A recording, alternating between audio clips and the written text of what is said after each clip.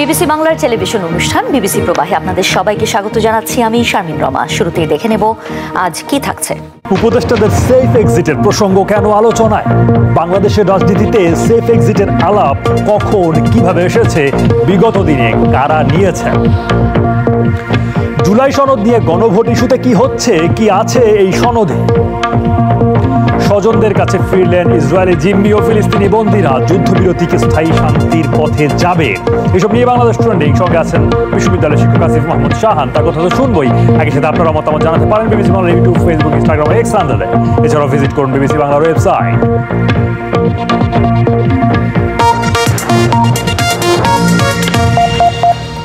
অন্তর্বর্তী সরকারের উপদেষ্টারা সেফ এক্সিটের কথা ভাবছেন। এনসিপি নেতা নাহিদ ইসলামের এমন বক্তব্যের পর থেকে এই প্রসঙ্গই রাজনীতির মাঠে আলোচনার তুঙ্গে। বিশেষ করে নির্বাচনের মাত্র 4 মাস আগে এ ধরনের বক্তব্য নিয়ে অনেকটাই সরগরম বাংলাদেশের রাজনীতি।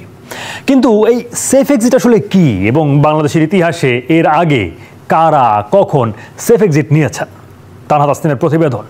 উপদেষ্টারা অনেকেই বিভিন্ন রাজনৈতিক দলের সাথে লিয়াজু করে ফেলেছে, তারা নিজেদের সেফ এক্সিটের কথা ভাবতেছে। আমি একদম কোনো এক্সিট খুঁজছি না। উপদেষ্টারা খুব নিশ্চিতভাবে জানি আমাদের কারো কোনো সেফ এক্সিটের প্রয়োজন নাই। আমি মনে করছি না যে আমাদের কোনো এক্সিটের সংকট আছে। ভাই, আমার ছেলে মেয়ে সবই দেশে, তা আমি একা যাইয়া কি করব? সম্প্রতি এনসিপি নেতা নাহিদ ইসলামের এক বক্তব্যের পর রাজনীতির মাঠে আলোচনার তুঙ্গে সেফ এক্সিট। এ নিয়ে প্রতিক্রিয়া দিয়েছেন উপদেষ্টাদের কেউ কেউ। সামাজিক মাধ্যমেও চলছে তুমুল আলোচনা। বক্তব্য দিয়েছেন উপদেষ্টা আসিফ সহ অন্য রাজনীতিবিদরাও। সেফ এক্সিটের ব্যাপারে আর কি বলবো ভাই, প্রত্যেকটা উপদেষ্টাই তো বিদেশি নাগরিক। কোথায় সেফ এক্সিট নেবে? পৃথিবীতে সেফ এক্সিট নেওয়ার একটাই জায়গা, সেটা হচ্ছে মৃত্যু। কিন্তু এই আলোচিত সেফ এক্সিট কি? বাংলাদেশের রাজনীতিতে কিভাবে সূত্রপাত? কারাই বা নিয়েছেন সেফ এক্সিট? রাজনীতির ক্ষেত্রে সেফ এক্সিট বলতে জটিল কোনো রাজনৈতিক পরিস্থিতিকে বোঝায়, যখন নানা অভিযোগে অভিযুক্ত ব্যক্তিকে জবাবদিহিতার বাইরে রেখে নিরাপদে প্রস্থানের সুযোগ করে দেওয়া হয়। দেশের রাজনীতিতে এই শব্দযুগল এভাবে প্রথম শোনা গেলেও বাংলাদেশের 54 বছরের ইতিহাসে অন্তত 3 বার সেফ এক্সিটের ঘটনা ঘটেছে। এক্সিট শব্দটি প্রথম আলাপে এসেছিল 1/11 তত্ত্বাবধায়ক সরকারের আমলে। সে সময় আমল পরিবর্তনের কথা বললেও শেষ অবধি পরিস্থিতি হাতের নাগালের বাইরে চলে যাওয়ায় ক্ষমতা ছাড়ার আগ দিয়ে নিজেদের নিরাপত্তা নিয়ে সংশয়ে ছিলেন সরকারের শীর্ষ পদধারীরা। এ সময় তারা এক্সিট পরিকল্পনা নিয়ে আলোচনায় বসে দুই শীর্ষ দলের সাথে। 11 খুশি লোকরা একটা সেফ এক্সিটের জন্য ধর্ণা দিয়েছিল শেখ হাসিনা এবং খালেদা জিয়ার কাছে। খালেদা জিয়া দেননি, সেটা হাসিনা দিয়েছে। নির্বাচনের মাধ্যমে নতুন সরকারের হাতে দায়িত্ব দিয়ে দেশ ত্যাগ করেন তত্ত্বাবধায়ক সরকারের প্রধান উপদেষ্টা ফখরুদ্দিন আহমদ ও সেনাপ্রধান মুইনিউ আহমেদ। তবে বিশ্লেষকদের মতে সেফ এক্সিট দেওয়ার প্রথম ঘটনাটি বাংলাদেশে ঘটে 1975 সালে। পরিবারের সদস্য সহ তৎকালীন রাষ্ট্রপতি শেখ মুজিবুর রহমানকে হত্যার পর অভিযুক্ত সেনা সদস্যদের রক্ষার জন্য ইনডেমনিটি অধ্যাদেশ জারি করা হয় এবং তাদের মধ্যে কয়েকজনকে বিভিন্ন দেশের কূটনীতিক হিসেবে ও বিদেশি মিশনের উচ্চ পদে নিয়োগ দেওয়া হয়। সেফ এক্সিটের শেষ ঘটনাটি ঘটে 2024 সালের 5ই অগস্ট। সেদিন গণঅভ্যুত্থানের মুখে দেশ ছাড়েন পতিত আওয়ামী লীগ সরকারের প্রধানমন্ত্রী শেখ হাসিনা। তিনি তো প্রাণে বাঁচলেন এই সেন্সে সেফ এক্সিট, কারণ তিনি তো খুব গোপনে পালান নাই। আমাদের এখানে সেনাবাহিনী তত্ত্বাবধানে তাকে আমাদের সামরিক বাহিনীর একটি বিমানে করে তাকে ভারতে রেখে আসা হয়েছে। এছাড়াও টালমাটাল পরিস্থিতিতে 2008 সালে দেশ ছাড়েন তারেক রহমান। সেই যাওয়াকেও কি সেফ এক্সিট বলা যায়? এটা ঠিক সেফ এক্সিট ওই অর্থে বলা যাবে না। হ্যাঁ, তিনি নিজের নিরাপত্তা তো নিয়েছেন ওইভাবে, কিন্তু এটা এক ধরনের একটা ওই সময় মুচলেখা শব্দটা শুনেছিলাম, তিনি অঙ্গীকার করেছিলেন এবং তার মা খালেদা জিয়াও এতে সম্মত হয়েছিলেন যে সে চলে যাবে, তারেক আর রাজনীতি করবে না। এটাই ছিল তখনকার সমঝোতা। বিশ্লেষকরা বলছেন মূলত জটিল পরিস্থিতি আরো জটিল যেন না হয় এবং সম্ভাব্য সংঘাত এড়ানো যায়, তাই সমঝোতার মাধ্যমে সেফ এক্সিটের দিকে আগানো হয়। আর এর মাধ্যমে সাধারণত দুই পক্ষই লাভজনক অবস্থানে থাকে। চলে গেলে সেও নিরাপদ থাকলো, আমরাও ঝামেলা মুক্ত হলাম। ব্যাপারটা এরকম যে একজন দুর্বৃত্ত বা একজন গণশত্রু পালালেন, কিন্তু তাকে কিন্তু সাহায্য করা হলো চলে যেতে। তো যারা এই সাহায্যটা করলেন আমরা ধরে নেব যে তারা সবই একই গোয়ালের গরু। অতীতে সেফ এক্সিটের ঘটনা ঘটলেও বাংলাদেশের বর্তমান রাজনৈতিক প্রেক্ষাপটে নির্বাচনের মাত্র 4 মাস আগে সেফ এক্সিট নিয়ে উপদেষ্টাদের দিকে ছোড়া এনসিপি নেতার বক্তব্যে যে বিতর্কের সৃষ্টি হয়েছে সেটা শেষ পর্যন্ত কতদূর করাবে তা এখনই বলা যাচ্ছে না। Tanha Tasnim, BBC news Bangla. সঙ্গে আছেন বিশ্ববিদ্যালয়ের শিক্ষক আসিফ মোহাম্মদ শাহান, তার কাছে যাওয়া যাক। অধ্যাপক শাহান, উপদেষ্টাদের অনেকে সেফ এক্সিটের ব্যাপারটিকে নাকচ করেছেন। এখন এই সরকারের কোনো কর্মকাণ্ড বা বক্তব্যে সেফ এক্সিট চান কখনো এমন কোনো ইঙ্গিত বা বার্তা পাওয়া গেছে কি? না, আমার মনে হয় না যে তাদের বক্তব্যে সরাসরি এরকম কোনো ধরনের ইঙ্গিত পাওয়া গেছে। আমার কাছে যেটা মনে হয় যে এই যে সেফ এক্সিটের যে ব্যাপারটা বা এই আলোচনাটা যেখানে আনা হয়েছে, এটার একটা বড় উদ্দেশ্য হচ্ছে উপদেষ্টাদের উপর একটা চাপ প্রয়োগের চেষ্টা করা, একটা রেটরিক হিসেবে এটাকে প্রেজেন্ট করা হয়েছে। এটার কারণটা হচ্ছে, দেখুন মানে যে আলোচনাটা হলো যে সেফ এক্সিটের প্রয়োজনীয়তা পড়বে কেন, প্রয়োজনীয়তা পড়তে পারে এ কারণে যে তাদের উপরে যে দায়িত্বটা ছিল বা তাদের উপরে যে কারণে নির্ভর করা হয়েছিল, তারা আইদার সেটা করতে পারছেন না, অথবা সেটা করার ক্ষেত্রে তাদের উপরে যে বিশ্বাস রাখা হয়েছিল সেই বিশ্বাসের মর্যাদা তারা রাখতে পারেননি। এটাই তো হচ্ছে গিয়ে তাদের প্রতি পরিবর্তন, যারা পথে নেমেছিল তারা একটা উত্তরণ চেয়েছিল, রাইট, সেই জায়গাটা হচ্ছে গিয়ে মানে একটা হচ্ছে গিয়ে তারা করতে ব্যর্থ হয়েছেন, সেইটা ইনকম্পিটেন্স, সেটার তো একটা অন্য জিনিস। কিন্তু তারা ইন্টেনশনালি হচ্ছে গিয়ে সেই প্রক্রিয়াটাকে বাধাগ্রস্ত করেছেন, এইরকম একটা ধারণা থেকেই তো সেফ এক্সিটের কথা বলা হয়েছে। আর আমার কাছে যেটা মনে হয় যে যারা বলছেন এইটা, তারা জানেন যে সামনে জুলাই চার্টারের ব্যাপারগুলো আসছে, সামনে নির্বাচনের ব্যাপার আসছে। এই সময়ে এই উপদেষ্টাদের ভূমিকাটা খুব গুরুত্বপূর্ণ হবে, যে যদি জুলাই চার্টার সাইন করার ব্যাপারটা হয় সেখানে তারা কি ভূমিকা পালন করবেন, পরবর্তীতে নির্বাচনের ক্ষেত্রে তাদের কি ভূমিকা পালন করবে, এবং সেই ক্ষেত্রে তারা যাতে আমরা যেটাকে বলছি যে অভ্যুত্থান পরবর্তী যে বাস্তবতা এবং সেটার প্রেক্ষিতে যে আকাঙ্ক্ষা, সেটার সাথে মিল রেখে যেন তারা কাজ করে, সেটার জন্য এক ধরনের প্রেশার ক্রিয়েট করা। মানে আমি যদি আরেকটু স্পষ্ট করে বলি, জুলাই চার্টারের ক্ষেত্রে আমরা জানি যে একটা রাজনৈতিক দলের আপত্তি আছে।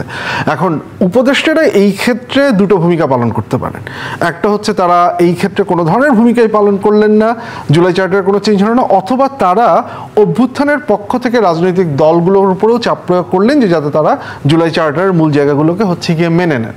এখন এই প্রেশারটাকে সেফ এক্সিটের কথা বলে তাদেরকে এইটাই মনে করে দেওয়া হচ্ছে যে জুলাই পরবর্তী বিপ্লবে, জুলাই পরবর্তী সময় আপনাদেরকে একটা দায়িত্ব দেওয়া হয়েছিল, সেই দায়িত্বের জন্য যতটুকু করা দরকার সেটা আপনারা করছেন কিনা। তাহলে অধ্যাপক শাহান, সরকারের জন্য নিরাপদ বা প্রস্থানের সবচেয়ে নিরাপদ পথ কোনটি মনে হয়, এবং কোন পথে গেলে তাদের এই প্রস্থানটা সবচেয়ে নিরাপদ হতে পারে বলে আপনার? আমার মনে হয় যে যেটা সবচেয়ে গুরুত্বপূর্ণ, যেটা তারা উপদেষ্টারা অনেকেই হচ্ছে গিয়ে স্পষ্ট করেছেন, যে তারা যে কাজটা করছেন সেইটা সর্বোচ্চ নিরপেক্ষতা এবং সেটার মাধ্যমে একটা গ্রহণযোগ্য জুলাই চার্টার সম্পর্কিত যে জায়গাটাতে আমরা যাচ্ছি, সেইখানে কম্পিটেন্সের সাথে নিরপেক্ষতার সাথে, যাতে মনে না হয় যে চার্টারটা শুধুমাত্র বিএনপি না, এটা বিএনপি, জামাত বা এনসিপি কাউকে সাপোর্ট না করে যে জুলাই পরবর্তী সময়ে আপনি হচ্ছে গিয়ে অভ্যুত্থান পরবর্তী যে রাজনৈতিক পরিবর্তনটা আশা করেছিলেন সেটার প্রতি কমিটমেন্ট দেখানো, এবং নির্বাচনটা যাতে হচ্ছে গিয়ে কোনোভাবেই প্রশ্নবিদ্ধ না হয় সেটার জন্য উপযুক্ত ব্যবস্থা নেওয়াটাই আমি মনে করি যে এই ধরনের রেটরিকের একটা সমাপ্তি ঘটাবে। কিন্তু এর মধ্য দিয়ে তো আবার যাদেরকে প্রধান উপদেষ্টা এই সরকারের নিয়োগকর্তা বলেছিলেন, তাদের দিক থেকে একরকম সন্দেহ প্রকাশ করা হচ্ছে এবং উপদেষ্টাদের রাজনৈতিক সংশ্লিষ্টতা খোঁজা হচ্ছে। অফকোর্স, মানে এটা তো আসছে ওই কারণে, আমি তো এই কারণেই বললাম যে ছাত্ররা যেটা বলছেন যারা, তার মানে একটা জিনিস খুব পরিষ্কার। ফলে এই অনাস্থার জায়গাটা দূর করা সম্ভব কিনা আদৌ এই মধ্যবর্তী জায়গায়? মানে যেটা বললাম যে অনাস্থার জায়গাটা দূর করার রেসপন্সিবিলিটি অনেক ক্ষেত্রে দুপক্ষকে নিতে হবে, কিন্তু যেই জিনিসটা খুব পরিষ্কারভাবে জানা দরকার যে আপনি যদি শুধুমাত্র শব্দটা নিয়ে মাথা ঘামান এবং আপনি বলেন যে আমি সেফ এক্সিট খুঁজছি না, তাহলে it will not solve the problem. এইটার উৎপত্তিটা হচ্ছে কোথা থেকে? ডেফিনেটলি আপনি যেটা বললেন যে ছাত্রদের কাছ থেকে কোথাও একটা বিশ্বাসের ঘাটতি আসছে, যে তাদের মনে হচ্ছে যেই আকাঙ্ক্ষা মাথায় রেখে জুলাই ঘটানো হয়েছিল সেটার সাথে তাদের কমিটমেন্টের একটা অভাব দেখা দিচ্ছে। তাহলে সেইটা পরিষ্কার করতে হবে যে না, কমিটমেন্টের কোনো ধরনের অভাব আমরা দেখতে পাচ্ছি না, আমরা হচ্ছে গিয়ে যে পরিবর্তনটা আনার কথা সেটার জন্য জায়গাগুলো করছি, যে সংস্কারের কথা ছিল সেটার জন্য আমরা যথোপযুক্ত পদক্ষেপ নিচ্ছি। এখন দেখুন, এই যে উপদেষ্টাদের কথা বললেন, তাদের অনেকের কার্যক্রমেই তো কিন্তু হচ্ছে সংস্কারের প্রতি যে দায়বদ্ধতা সেটা নিয়ে প্রশ্ন তোলা যায়। এখন সেইটার জায়গাটা তো সমাধানটা তাদের করতে হবে। এবং একই সাথে তারা সেটা করলে সেটা অ্যাকনলেজটাও আপনি যাদেরকে বলছেন যে যারা ডক্টর ইউনূসের নিয়োগকর্তা বা ডক্টর ইউনূস যাদেরকে নিয়োগকর্তা হিসেবে পরিচিত করেছেন তাদেরকেও সেটা অ্যাকনলেজ করতে হবে। সো এই দিক থেকে দুই পক্ষরই সেই মানে মন মানসিকতার দরকার আছে, কিন্তু এই ভূমিকাটা দু দলকেই নিতে হবে। আচ্ছা, বাংলাদেশে বিদ্যমান রাজনৈতিক দলগুলোর সাথে ঐকমত্য কমিশনের বৈঠক শেষ হয়েছে। এই সপ্তাহেই স্বাক্ষর হবে বহুল আলোচিত জুলাই সনদ। কিন্তু এই সনদের ফলে কি হবে, এতে জটিলতার জায়গা কি কি, এবং যে গণভোটের কথা বলা হচ্ছে সেক্ষেত্রেই বা কি হবে? অর্চিয়তনুল্লাহর প্রতিবেদনে বিস্তারিত। বাংলাদেশের ইতিহাসে এর আগে 3 বার গণভোট হয়েছিল। প্রথম 2 বার প্রশাসনিক ও তৃতীয়টি সাংবিধানিক। এর মাঝে প্রশাসনিক 2টি ভোটের গ্রহণযোগ্যতা নিয়ে বিতর্ক ও সমালোচনা রয়েছে। প্রথম গণভোট হয় 1977 সালে সেনাপ্রধান জিয়াউর রহমানের শাসন বৈধতা দিতে, যেখানে জিয়াউর রহমানের পক্ষে হ্যাঁ ভোট পড়েছিল 98.8%। 1985 সালে হয়েছিল দ্বিতীয় গণভোট। হুসেইন মোহাম্মদ এরশাদের নীতি ও কর্মসূচির প্রতি আস্থা এবং নির্বাচন হওয়া পর্যন্ত তার রাষ্ট্রপতি পদে থাকায় জনগণের সম্মতি আছে কিনা সেটি ছিল হ্যাঁ বা না ভোটের বিষয়বস্তু। পক্ষে হ্যাঁ ভোট পড়েছিল 94.14%।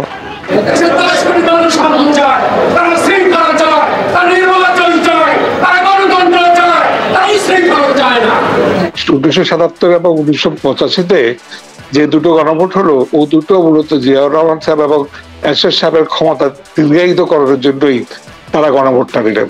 কিন্তু এগুলো পরিষ্কার যে জনগণের মতামতের প্রতিফলন ছিল না। আর 1991 সালের গণভোটে রাষ্ট্রপতি থেকে প্রধানমন্ত্রী শাসিত সরকার ফিরিয়ে আনা হয়। যদিও আগে থেকেই দলগুলো এ বিষয়ে একমত থাকায় এটি বিশেষ গুরুত্ব পায়নি। ভোটার অংশগ্রহণও বলা হয় 35.2%। জাতীয় নির্বাচনের কিছু সময় পরে এই গণভোট হওয়াতেও ভোটার অংশগ্রহণ কম হয় বলে বিতর্ক রয়েছে। এবার আবারও এসেছে গণভোট প্রসঙ্গ। রাজনৈতিক দলগুলো একমত যে জুলাই সনদের মূল সংস্কার বাস্তবায়নের আগে জনগণের মতামত নেওয়া জরুরি। এই গণভোটে জনগণ সিদ্ধান্ত দেবে সংবিধান ও রাজনৈতিক কাঠামোর প্রস্তাবগুলো তারা সমর্থন করছে কিনা। কেউ চান জাতীয় নির্বাচনের দিনেই গণভোট অনুষ্ঠিত হোক, আবার কেউ চান নির্বাচনের আগে আলাদাভাবে হোক। আবার বিভিন্ন জটিল বিষয়ে একত্র করে কিভাবে সহজভাবে গণভোট সম্ভব সেই প্রশ্ন রয়েছে। ধরুন, একটি রাজনৈতিক দলকে যখন মানুষ ভোট দেয়, তার প্রত্যেকটা নীতি আদর্শ প্রত্যেকটা বিষয় খুঁটিয়ে খুঁটিয়ে কি দেখেন আসলে, কিন্তু তারা মোটা দাগে বুঝতে পারে যে এই রাজনৈতিক দলকে আমি যদি ক্ষমতায় দিই তাহলে তারা এই কাজ করবে। সব কাজ কিন্তু তার আবার পছন্দ হয় না, তারপরে সে একটা দলকে ভোট দেয়। তাহলে সিদ্ধান্ত জনগণ নিতে পারেন। আমি জনগণের উপর আস্থা রাখতে চাই। ডক্টর রিয়াজ বলছেন, কোন বিষয়ে কিভাবে গণভোট হবে সে দিকগুলো নিয়ে এখনো আলোচনা চলছে, ফলে এখনই চূড়ান্ত কিছু বলা সম্ভব হচ্ছে না। আওয়ামী লীগ সরকারের পতনের পর অন্তর্বর্তী সরকার এসে বিভিন্ন বিষয় সংস্কারকে একটি মূল লক্ষ্য হিসেবে নেয়। প্রশাসন, বিচার বিভাগ, নির্বাচন কমিশন ও নির্বাচনী ব্যবস্থা, আইন শৃঙ্খলা খাত এবং তথ্য প্রবাহে প্রয়োজনীয় সংস্কার সম্পূর্ণ করে অবাধ ও সুষ্ঠু অংশগ্রহণমূলক নির্বাচন আয়োজন করা হবে। এই সংস্কার ঘিরেই দীর্ঘ হয়েছে অন্তর্বর্তী সরকারের সময়কাল। বেশ অনেকগুলো কমিশন হয়েছে, সুপারিশ এসেছে। অনেকগুলো সিদ্ধান্তে রাজনীতিবিদদের একমত হওয়ার প্রয়োজন থেকে ফেব্রুয়ারি মাস থেকে যাত্রা শুরু হয় ঐকমত্য কমিশনের। সেখান থেকে আসবে জুলাই সনদ, যেটি মূলত হবে সংস্কার ও তা কিভাবে বাস্তবায়ন করা হবে তার রূপরেখার একটি দলিল। আলোচনা 6 মাসে অর্থাৎ অগাস্ট মাসের মধ্যে শেষ করার উদ্দেশ্য থাকলেও তা গড়ায় অক্টোবরে, কারণ সংবিধান, নির্বাচন ও জুলাই সনদের প্রক্রিয়ার বিভিন্ন দিক নিয়ে থাকা নানা মতবিরোধ। দলগুলো দফায় দফায় বৈঠকে মোটা দাগে বিচার বিভাগের স্বাধীনতা, দ্বিকক্ষ বিশিষ্ট সংসদ, প্রধানমন্ত্রীর মেয়াদকাল এমন বেশ অনেকগুলো দিকে একমত হয়েছেন। তবে সংবিধান, সংস্কার প্রক্রিয়া ও নির্বাচনের পদ্ধতি পরিবর্তন হবে কিনা এমন অনেক বিষয়ে মতবিরোধ কাটেনি। মতপার্থক্য থাকা বিষয়ে কি হবে, গণভোট কবে কিভাবে হবে, এমন নানা প্রশ্নও রয়ে গেছে। আপনারা এখন 84টা বিষয়ের উপরে মানুষকে বলে দিচ্ছেন আপনি হা বা না করেন, কিছুই জানি না। আমিই তো জানি না আমরা তো যেহেতু কাজকর্ম করতে হবে না, পড়তে হয়, ধরতে হয়, তো যে লোকটা কোনো লেখাপড়ায় জানে না, কিছু করে না, রিক্সার দিন মজুদ এরকম করতে, ও যখন ভোট দেবে কিসের ভিত্তিতে হা না ভোট দেবে?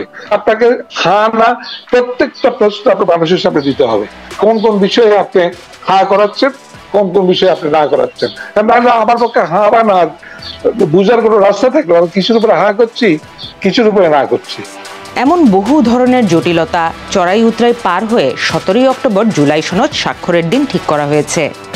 জুলাই সনদের বিষয়গুলো কেমন হবে সেগুলো বিভিন্ন রাজনৈতিক দল ও জোটের প্রতিনিধিরা স্বাক্ষরের পরই আরেকটু ভালোভাবে বোঝা যাবে।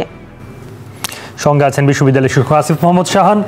অধ্যাপক শাহান, জুলাই সনদ সম্পর্কে সাধারণ মানুষ কি ধারণা পোষণ করছে সে ব্যাপারে আপনার কাছ থেকে জানতে চাই। আপনি সোমবারও একটি গবেষণা সম্ভবত পিআর নিয়ে আসলে সাধারণ মানুষ কি ধরনের, তারা কতটুকু জানে সেই তার সঙ্গে আপনার সম্পৃক্ততা আছে যতদূর জানি। ফলে কিভাবে জানছে মানুষ, কতটা জানছে, কি ধারণা পাওয়া যায়? ধন্যবাদ। যেটা হয়েছে হচ্ছে কি, সত্যিকার অর্থে বলতে গেলে যে এই যে জুলাই সনদ সম্পর্কিত যে আলোচনাটা, সেটা আসলে সাধারণ মানুষ পর্যন্ত খুব ভালোভাবে পৌঁছায়নি। ভালোভাবে বলা না, একদমই পৌঁছায়নি। এখন কনসেনসাস কমিশন থেকে বা ঐক্যমত্য কমিশন থেকে বলা হয়েছে যে রাজনৈতিক দলগুলো যেহেতু জনগণের প্রতিনিধিত্ব করে, সেহেতু আমরা রাজনৈতিক দল নিয়ে কথা বলছি, তার মানে হচ্ছে গিয়ে জনগণের একটা অংশগ্রহণ এখানে হচ্ছে। আনফর্চুনেটলি আপনি যে জিনিসপত্রগুলো নিয়ে কথা বলছেন, এখানে দ্বিকক্ষ বিশিষ্ট পার্লামেন্টের কথা আছে, প্রপোর্শনাল রিপ্রেজেন্টেশনের কথা আছে, কনস্টিটিউশনাল যে বডিগুলো আছে সেগুলোতে স্বাধীন অ্যাপয়েন্টমেন্টের কথা বলা আছে। এই বিষয়গুলো নিয়ে অনেক ধরনের বক্তব্য আছে এবং এগুলো নিয়ে হচ্ছে গিয়ে পরিষ্কারভাবে জনগণের আইডিয়া আছে কিনা সেটা নিয়ে আমাদের কাছে পরিষ্কার ধারণা নেই। কারণ আপনি যে ইনোভেশনের যে সার্ভেটা যেটা দেখাচ্ছে যে উচ্চকক্ষে প্রপোর্শনাল রিপ্রেজেন্টেশনের ক্ষেত্রে 56% মানুষ এখনো খুব ভালো মতো জানে না যে জিনিসটা কি। যারা জানেন তারা ডিভাইডেড, যে এটা ভালো হবে না হিসাবে। তাহলে এই যে জানানোটা মানুষকে, এই জানানোটা আসলে ঠিকঠাক মতো হয়নি। পুরো জিনিসটাই হচ্ছে কি একটা পলিটিক্যাল এলিটের দ্বারা কন্ট্রোলড একটা পলিটিক্যাল বার্গেনের শঙ্কা করছেন যদি এই অবস্থায় আসলে এই ব্যাপারে কোনো সিদ্ধান্ত নিতে বলা হয়, যারা রাজনৈতিক দলের অনুসারী তারা আসলে কেবল দলের সিদ্ধান্তকে অনুসরণ করবেন, সেটা একটা খুব ভালো সম্ভাবনা আছে। সেটা আমি সেটা একটা সম্ভাবনা দেখি। আনলেস এন্ড আনটিল যে সরকার যদি এটাকে অক্টোবরের 17 তারিখ যদি এটাকে সাইন করে, তারপরে এইটার পক্ষে বা এইটাকে বোঝাতে মানুষকে যে ধরনের আপনার হচ্ছে প্রচার চালাতে হবে, সেটা চালিয়ে আপনি কতখানি করতে পারবেন, কারণ সময় খুব কম। So there is a pretty good possibility, খুব ভালো পসিবিলিটি যে পার্টি লাইনেই ভোটের মধ্যে দিয়ে এটা যেতে পারে। সেক্ষেত্রে রাজনীতিকে এটা কিভাবে প্রভাবিত করবে এবং গণভোট প্রসঙ্গে যে আলোচনা সেটা আসলে কোথায় গিয়ে দাঁড়াবে? রাজনীতিকে এটা খুব ভালোভাবে প্রভাবিত করতে পারে এবং এটা আমি খুব সংকটের একটা জায়গা দেখি। কারণ এখন পর্যন্ত আমরা যেটা শুনেছি ঐক্যমত্য কমিশনের কাছ থেকে, যে আপনি যে জুলাই সনদে যে গণভোটটা হবে সেটার 2টা ক্লজ থাকবে। যে 84টা ব্যাপার আছে জুলাই সনদে, সেটাকে 2 ভাগ করা হবে। একটা ভাগ হচ্ছে গিয়ে যে ব্যাপারে ঐক্যমত্য আছে সেইটা, আরেকটা ভাগ হচ্ছে গিয়ে যেটার ব্যাপারে নোট অফ ডিসেন্ট আছে। সেই নোট অফ ডিসেন্ট থাকা বিষয়গুলোর মধ্যে প্রায় 9টা থেকে 11টা খুব গুরুত্বপূর্ণ। যেমন আপনি উচ্চকক্ষে প্রপোর্শনাল রিপ্রেজেন্টেশন হবে কি হবে না সেটার ব্যাপারে রাজনৈতিক দলগুলোর মধ্যে দ্বিমত আছে। তত্ত্বাবধায়ক সরকারের শেষ পর্যায়ে আপনি যে সিলেকশন প্রসিডিউরে যাবেন সেটা কিভাবে যাবেন সেটার বিষয়ে রাজনৈতিক দলগুলোর দ্বিমত আছে। স্বাধীন যে প্রতিষ্ঠানগুলো আছে সেগুলোর অ্যাপয়েন্টমেন্টের ব্যাপারে দ্বিমত আছে। এরকম বেশ কয়েকটা বিষয়ে দ্বিমত আছে। এখন প্রশ্নটা হচ্ছে, জিনিসটা এখনও কেউ আমাদের কাছে পরিষ্কার করছেন না, ইনক্লুডিং ঐক্যমত্য কমিশন। আপনি যে সেকেন্ড যখন এই প্রশ্নটা করবেন, এটাকে আপনি 2 ভাবে করতে পারেন। একটা হচ্ছে যে আমি কোনো নোট অফ ডিসেন্ট রাখছি না, আমি যখন আপনার কাছে একটা প্যাকেজ দেওয়া হচ্ছে আপনি হ্যাঁ না ভোট দিবেন, সেখানে বলা আছে উচ্চকক্ষে প্রপোর্শনাল রিপ্রেজেন্টেশন হবে, এই বক্তব্যের ভিত্তিতে আপনি হ্যাঁ না ভোট দিচ্ছেন। অথবা উচ্চকক্ষে প্রপোর্শনাল রিপ্রেজেন্টেশন হবে, এইটাতে বিএনপির দ্বিমত আছে, এইটার উপরে আপনি দিচ্ছেন। মানে এই ডিসেন্টটাকে আপনি রাখছেন কি রাখছেন না। কারণ যদি আপনি ডিসেন্টটা রাখেন, তার মানে আপনি একই সাথে বিএনপি বলতে পারে যদি ডিসেন্ট সহ এটা পাস হয়, তাহলে আমরা যখন ক্ষমতায় যাব আমরা যেইভাবে বলেছি সেইভাবে উচ্চকক্ষ বাস্তবায়ন করব। এখন এইটার আসলে সমাধানটা কি? আপনি কি এই ডিসেন্টটাকে রাখছেন জুলাই চার্টারে, নাকি হচ্ছে ডিসেন্টটাকে বাদ দিচ্ছেন? এটা পরিষ্কার না। এটা পরিষ্কার না হওয়ার বিপদটা কি, যে আপনি যদি ডিসেন্ট ছাড়া পিআর যদি আপনি বলেন যে পিআরই আমি রাখছি, আপনি যেটা বললেন যে পার্টি লাইন ভোটে বিএনপি বলতে পারে যে এইটার এগেইনস্টে ভোট দেওয়ার, এবং বিএনপির সাপোর্ট যদি যথেষ্ট থাকে তাহলে চার্টারটা নিজেই হচ্ছে গিয়ে ইনভ্যালিডেটেড হয়ে যেতে পারে। তাহলে আপনি বিএনপি অ্যালাইন হয়ে যাওয়ার বিএনপি মানে আপনি এখানে কিন্তু প্রশ্নটা হচ্ছে যে আপনি আপার হাউসে পিআর থাকবে কিনা যদি এইভাবে হয় জিনিসটা। বিএনপি যদি পার্টি লাইন পজিশন নেয় তাহলে এইটা নাকচ হয়ে যাচ্ছে। তাহলে কি হবে? এরপর কি আপার চেম্বার হবে? যদি আপার চেম্বার হয় সেটার চেহারা কীরকম হবে আমরা জানি না। আবার যদি হচ্ছে কি আপনি বিএনপির ডিসেন্টটাকে অ্যালাউ করেন, তাহলে যেটা বললাম যে বিএনপি পরে বলতে পারবে যে ঠিক আছে আমি আমার মতো করে করছি, তাহলে মৌলিক পরিবর্তনের জায়গাটাই আসলে একটা ঝুঁকিতে থাকবে যে কতখানি হবে। যেমন আপার চেম্বার হয়তো হবে, কিন্তু কি উপায়ে তার সদস্যরা নির্বাচিত হবে সেটা পরিষ্কার না। আনফর্চুনেটলি এইটা কিন্তু এখনো পরিষ্কার হচ্ছে না, কনসেনসাস কমিশনও পরিষ্কার হচ্ছে না, রাজনৈতিক দলগুলো নিশ্চিত না। জাস্ট একটা কথা যে এর ফলে যদি এটা খুব পরিষ্কার না হয়, আমি যেটা ভয় পাচ্ছি যে জুলাই 17 তারিখে রাজনৈতিক দলগুলো এই ব্যাপারে ঐক্যমত্যে আদৌ পৌঁছাতে পারবে কিনা সেটা নিয়েও একটা সন্দেহের জায়গা। অক্টোবরের 17 তারিখে অস্ত্রই শেষ পর্যন্ত শান্তি ফিরিয়ে এনেছে, এমন মন্তব্য করেছেন মার্কিন প্রেসিডেন্ট ডোনাল্ড ট্রাম্প। ইসরায়েলের পার্লামেন্ট নেসেটে সোমবার বিকেলে ভাষণ দেন তিনি। ঘণ্টাব্যাপী ভাষণের বেশিরভাগ অংশই তিনি ইসরায়েলের প্রধানমন্ত্রী বেনিয়ামিন নেতানিয়াহু এবং ইসরায়েলের সঙ্গে মার্কিন যুক্তরাষ্ট্রের সম্পর্কের গুণগান গেয়ে ব্যয় করেছেন। যুদ্ধ শেষ হয়েছে জানিয়ে তিনি বলেন, ইসরায়েল যতটা সম্ভব জিতেছে এবং এখন পুরো মধ্যপ্রাচ্যের জন্য শান্তির সময়। এদিকে যুদ্ধবিরতির প্রথম পদক্ষেপ হিসেবে বন্দি বিনিময় করেছে ইসরায়েল ও হামাস। হামাসের হাতে থাকা জীবিত 20 জন ইসরায়েলি জিম্মিকে মুক্তি দেওয়া হয়। ইসরায়েলের কারাগার থেকে ধাপে ধাপে মুক্তি দেওয়া হচ্ছে ফিলিস্তিনি বন্দীদের। ছাড়া পাচ্ছেন প্রায় 2000 ফিলিস্তিনি। গাজা যুদ্ধবিরতির পর এবার দীর্ঘমেয়াদী শান্তি চুক্তির জন্য মিশরে যে শীর্ষ নেতাদের সম্মেলন অনুষ্ঠিত হতে যাচ্ছে, সেখানে ধর্মীয় ছুটির কারণে ইসরায়েলি প্রধানমন্ত্রী বেনিয়ামিন নেতানিয়াহু যোগ দিচ্ছেন না বলে জানিয়েছে তার দপ্তর। ডোনাল্ড ট্রাম্প ও মিশরের president Abdul Fattah al CC এই গাজা শান্তি সম্মেলনের উদ্যোক্তা।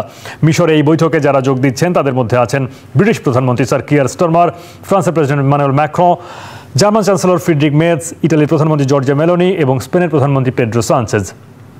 এই বিষয় নিয়ে কথা বলতে চাই, সঙ্গে আছেন বিশ্ববিদ্যালয়ের শিক্ষক আসিফ মোহাম্মদ শাহান।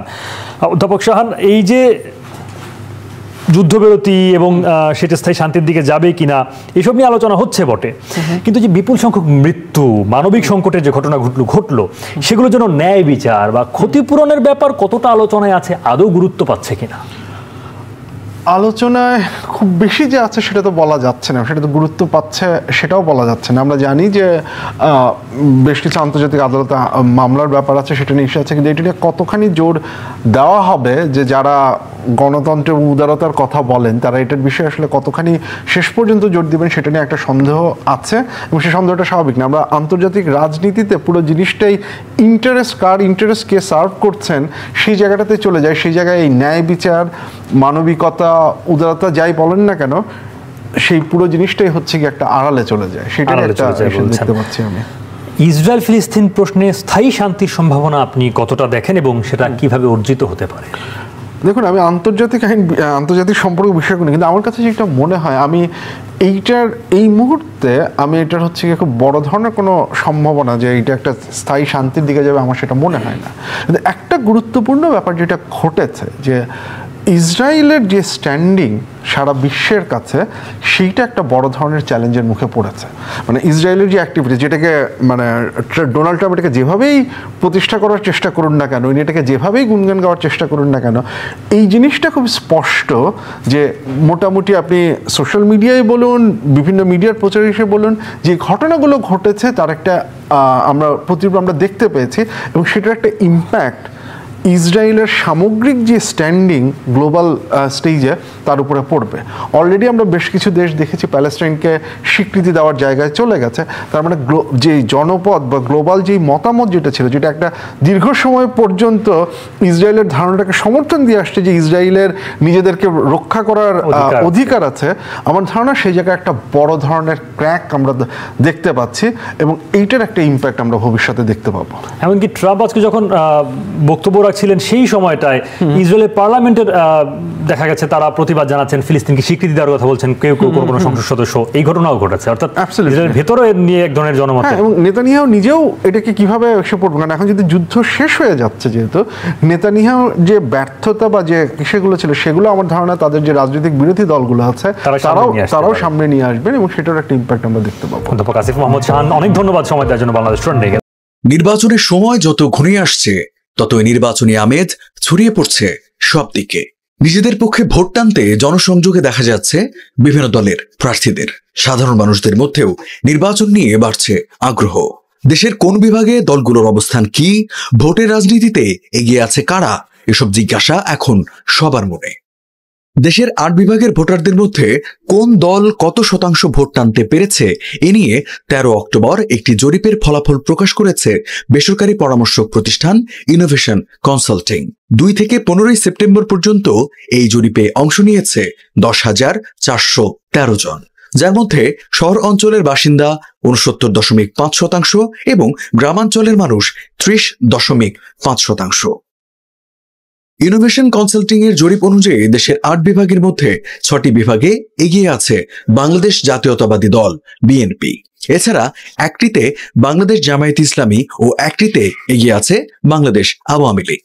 ঢাকা বিভাগে 40.8%, চট্টগ্রামে 41.9%, সিলেটে 44.7%, রাজশাহীতে 44.4%, খুলনায় 43.3% এবং ময়মনসিংহ বিভাগে 45.7% মানুষের সমর্থন পেয়ে এগিয়ে আছে বিএনপি।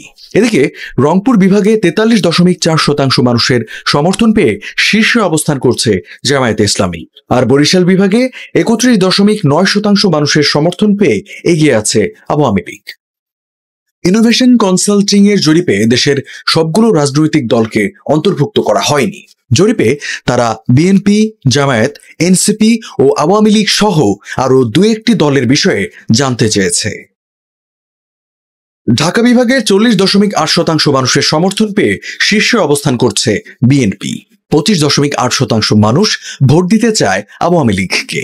জামায়াতের পক্ষে রয়েছে 24.3% ভোট, আর এনসিপিকে ভোট দিতে চায় 3.2% ভোটার। চট্টগ্রাম বিভাগেও 41.9% ভোট পেয়ে এগিয়ে আছে বিএনপি। 27.6% ভোট পেয়ে দ্বিতীয় স্থানে অবস্থান করছে জামায়াত। আওয়ামী লীগের ভোট এখানে 17.1%। এনসিপিকে ভোট দিতে চায় 7.7% ভোটার। জরিপের ফলাফল অনুযায়ী চট্টগ্রামেই সর্বোচ্চ ভোট পেয়েছে এনসিপি। বরিশাল বিভাগ থেকে জরিপে অংশ নেওয়া ভোটারদের মধ্যে সর্বোচ্চ সংখ্যক ভোটারের সমর্থন পেয়ে এগিয়ে আছে আওয়ামী লীগ।